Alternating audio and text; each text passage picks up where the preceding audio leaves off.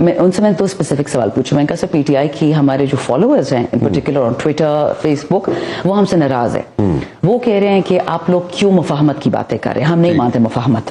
ہمارے ساتھ جو ظلم ہوئے ہیں, شہادتیں ہوئی ہیں 2 سال, اس کا جواب کون دے گا؟ خان صاحب نے 2 باتیں بتائیں کہ میں نے اسد کیسر صاحب کو ایک اسپیسیفک ایجنڈا دیا کہ we will talk to anybody who is willing to support Pakistan, not theocracies, not family dynasties, corrupt dynasties. ہم کسی سے بھی بات, لیکن نہ میں انسٹیٹیوشنز کے خلاف بات مانتا ہوں. میں پہلے بھی کہتا تھا فوج میری, اب بھی کہتا ہوں, یہ these are Khan's words, police میری ہے.